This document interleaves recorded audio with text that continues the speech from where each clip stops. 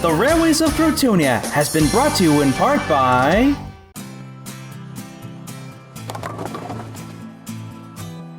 Here at Super Bowl Lanes, we're about fun, community, and involvement. Whether you're at the grill or the alley, at Super Bowl Lanes, it's always a good time. At Super Bowl Lanes, we care about the importance of family, teamwork, community, and of course, fun. Super Bowl Lanes is a proud sponsor of the MilanToon channel. Super Bowl Lanes, let the good times bowl.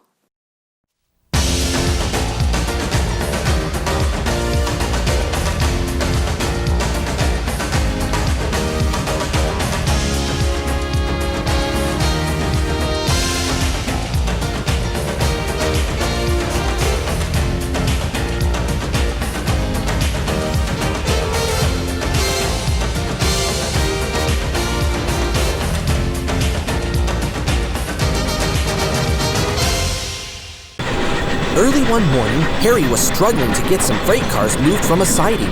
They were needed for a mixed traffic train that Donald and Douglas were to take to Nantasket Junction. Come on! I'm gonna be late for my next job! He groaned. His wheels spun and spun. The reason why the cars weren't moving at all was because their brakes were set. But he didn't realize this and just kept on pulling and pulling. Come on! He groaned. I wish I was moving instead of standing still. Suddenly, the coupling between him and the first freight car broke, and Harry ran right into a siding, smashed through some buffers, and stopped halfway across an old tramp steamer. Luckily, no one was hurt, but Harry's front was badly bent. Skipper Stu and the harbor master came over to see if Harry was all right. Well, the only major damage is bent buffers, said the harbor master. Oh, botheration, said Skipper Stu. Harry and Hamish were to collect the Coastline Flyer in an hour. Who can we get to take the train on such short notice? Luckily, Russ was close by and heard everything. I can take it, he called out. Are you sure, Russ? The harbor master called back. It's a tough train to pull. Of course, we've got to keep the trains to time, you know. Well, all right, but we've got to send Hamish to help out with the backlog while Harry's being mended. So you'll need to find another engine who can help you take the Coastline Flyer. Yes, Mom, Russ tooted confidently. I can manage that. But as Russ got closer to Selgreb Bay Harbor, he remembered something he should have kept in mind before. The Coastline Flyer was an express goods train usually hauled by Harry and Hamish that stops at every harbor along the Seaside Railway. Starting from Selgreb Bay, it goes on to Grofflen and then goes all the way down to Grofflen Bay at the end of the line.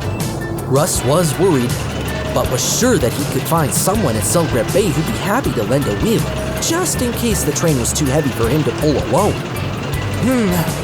Well, looks like I'll just have to ask the first engine I meet if they'll be able to help me, he decided as he pulled into the bustling dockyard. As he sorted out the containers for his train, he saw a little tank engine sitting on a siding, waiting for help. Hello there, he said. You've got an interesting crane arm. Where's your hook? I'm a reach stacker. I have clamps instead of hooks. That's intriguing. I've never met a reach stacker engine before. Oh, beg pardon for not introducing myself. I'm Stepney, and my name's Russ. I've got a big freight train to take to Grofflen Bay, but I'm not sure if I can do it on my own. I'd be more than willing to lend a buffer, said Stepney cheerfully. I'm catching a ferry there anyway. Great, honked Russ. We'd better hurry if we're to get the goods delivered on time. As the two shunted together the loads to hook up, Russ told him about his work in Grofflen and the many different engines he worked with, while Stepney told him about his time in Crotoonia, in which he'd been visiting to be part of a great locomotive show at Selgreb City Sheds, and now had to return to his home in England, the Bluebell Railway. Russ and Stepney decided to take the train in two halves. Russ would haul the containers, and Stepney would haul the other loads, tankers, fish, stone, produce, and products from the factories around the city. When all was shunted and ready, the two set off down the Seaside Railway with their important train. Unfortunately, they didn't get very far as the first stretch to get out of the harbor was uphill. They tugged and pulled, but no matter what, the engines couldn't get their trains up the slope. I'm sorry, Russ. This train seems to be a bit tougher to haul up than I thought. You're right, sighed Russ. The Coastline Flyer is too heavy for both of us to pull separately, and if we leave later, we won't have time to uncouple each of the cars for the docks. Then, as if by magic, both engines came up with the same idea. They decided to arrange each of their trains into two new halves. Cars for Grofflen were coupled to Stepney, and cars for Crotoonia Bay were coupled to Russ. Both brake vans were coupled together, then Stepney with his train, and then Russ and his train. With an engine hauling at the front and an engine to haul from the middle, the two could get up the hill and on their way down the line. The rearranged train also made it easier to drop off and pick up cargo at the two stops. Stepney's cars were uncoupled and new cars of steel, fish, and lumber were coupled on.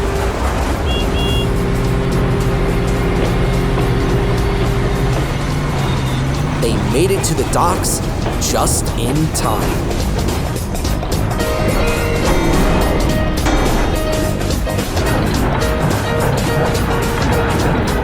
Well, it was a pleasure to work with you today, Stepney.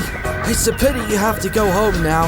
Likewise, Russ. But I'm glad your crew have such a good friend. Keep everything in order back home, and who knows, maybe I'll visit here again. Goodbye, Russ, and Godspeed.